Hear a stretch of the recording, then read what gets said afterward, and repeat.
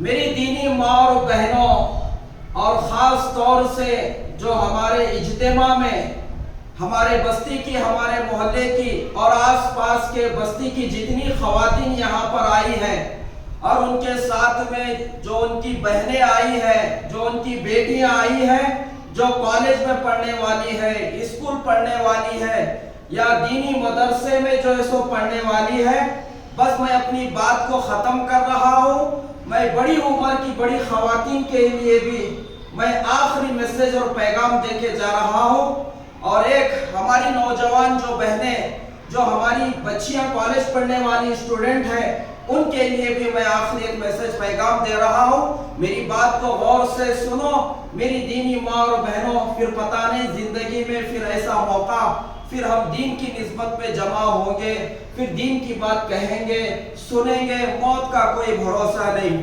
سب سے پہلی بات میں بڑی عمر کی بڑی خواتین سے کہہ رہا ہوں کہ دیکھو، آج ہمارے خاندانوں میں، ہمارے گھر میں، ہمارے خوشی اور غم میں جتنے رسومات ہیں، جتنے خرافات ہیں، جتنے بدعات ہیں، ان کو انجام دینے والی خواتین ہیں۔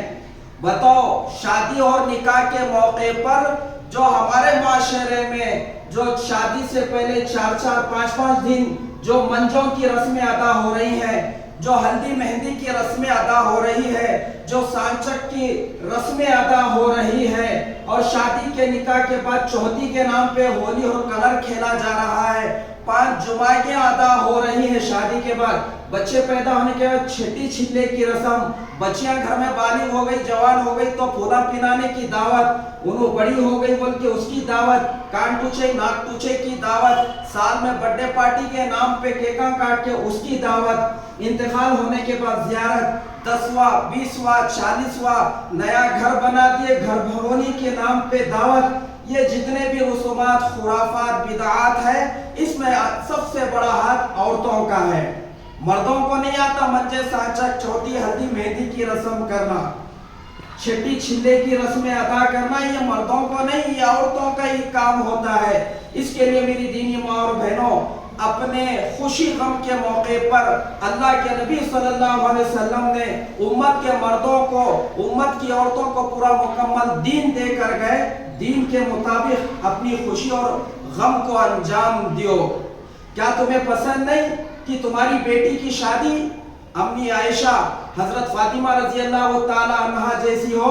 اس سے بھی اچھی اور کوئی شادی ہو سکتی ہے؟ ان سے بھی اچھا کوئی اور طریقہ ہو سکتا ہے؟ کیا تمہاری نکاح میں، تمہاری نسلوں میں برکتیں دیکھنا نہیں چاہتے؟ برکتیں دیکھنا چاہتے ہیں تو ان کے طریقے پہ نکاح کرو۔ تمہاری بیٹی بہن کا نکاح فاطمہ رضی اللہ تعالیٰ عنہا جیسا نکاح ہونا چاہیے، تمہارے بیٹے کا نکاح صحابہ جیسا نکاح ہونا چاہیے۔ اللہ کے نبی صلی اللہ علیہ وسلم 11 نکاح کیے، صحابہ کے نکاح ہے، اللہ والوں کے نکاح ہے، تمہارے بچے، تمہارے بھائیوں کے نکاح بھی انہی جیسے نکاح ہونا، تو پھر زندگیوں میں برکتیں آئیں گی۔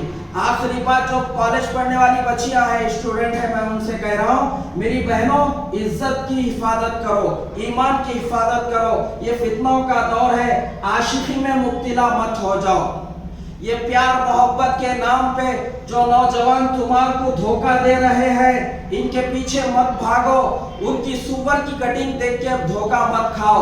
وہ ہجڑوں کی صورت بنا رہے ہیں، کانوں میں بالیاں ڈال کے، چوٹیاں بدلے کے، ٹائی ڈالنے کے، ان کی شکل دیکھو، ان کے کپڑے دیکھو، یہ بندر سور ہجڑے جو ہے سو نظر آ رہے ہیں، پھر بھی تمہار کو پسند آ رہے ہیں۔ یہ سلمان خان، شاہ رخ خان کا تھوک پیشاب چاٹ رہے ہیں، پھر بھی تمہار کو وہ اچھے دکھ رہے ہیں۔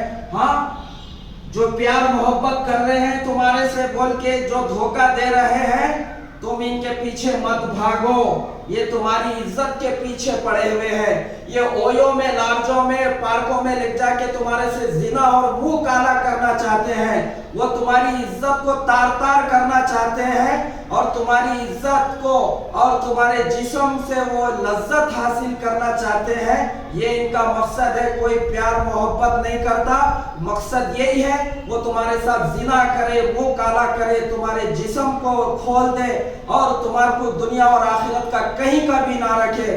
तुम अपने माँ बाप की इज्जत का एहतराम का लिहाज रखो, अपने दीन इस्लाम को बदनाम मत होने दो। ये बुरखा जो तुम पहन के स्कूल जा रहे, कॉलेज जा रहे, ये बुरखे की हालत में पार्कों में, ओयो में, ये गर्लफ्रेंड बॉयफ्रेंड के साथ जाके तुम इस्लाम को भी और माँ बाप को बदनाम मत करो।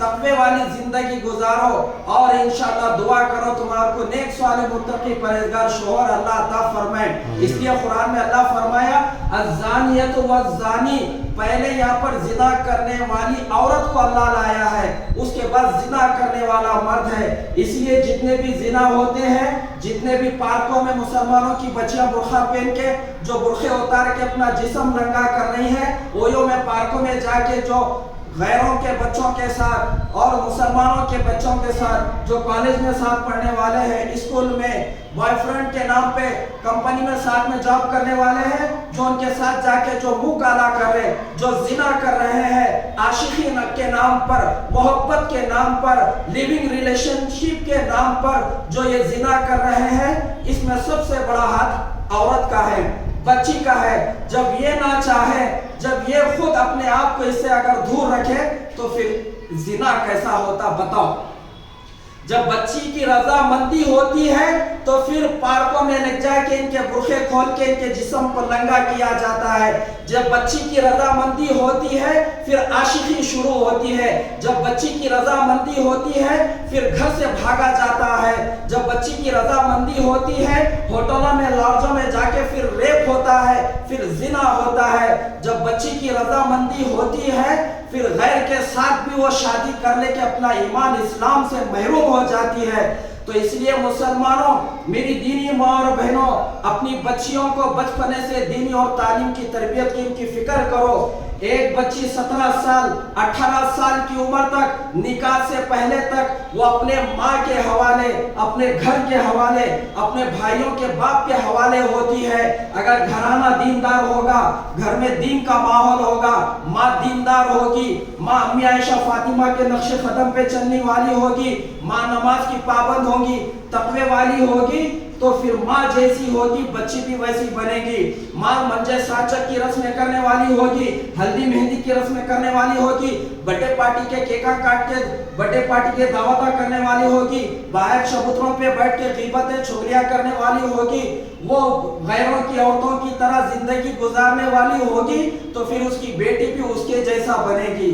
तो इसके लिए मेरी दीनी माँ और बहनों, जो इज्तिमा के मौके पर अल्लाह आपको जज़ाए खैर दे, जितनी ख़वातीन हमारी बाहर से यहाँ पर आई हैं, अड़ोस पड़ोस के इलाके से, और हमारी बस्ती की जितनी ख़वातीन हैं, जितनी बच्चियाँ स्टूडेंट आई हैं कॉलेज में पढ़ने वाली, और जो है सो यहाँ पर जो बड़ी उम्र की ख़वातीन हैं, इरादा करो कि हम नमाज की पाबंदी करेंगे, नमाज नहीं छोड़ना है। तुम्हारे जो उज़ुर है, महीने में एक मर्तबा जो तुम्हारे वो अय्याम आते हैं नापाकी के हैज से, उन दिनों में तो नमाज भी माफ़ है, उसकी ख़ज़ा भी नहीं है। रमज़ान आ गया तो रोज़ा भी आपको छोड़ना है, बाद में ख़ज़ा रोज़े की कर लेना है। तो इसकी जो है सो आप नियत करो यहाँ पर बैठ के कि नमाज की पाबंदी करेंगे। और इसी तरह से रोज़ाना घर में कुछ ना कुछ वक्त निकाल के सुबह या शाम सीरत की किताबें पढ़ो, सहाबा की सीरत, अल्लाह के नबी की, अज़वाज मुतहरात की, अल्लाह वालों की जिंदगियां पढ़ो और अपने बच्चों को सुनाओ, ताकि घर के अंदर दीन जिंदा हो, दीन का माहौल बने, दीनदार हमारे घर में लोग तैयार हो जाएं। ये काम आपको करना है।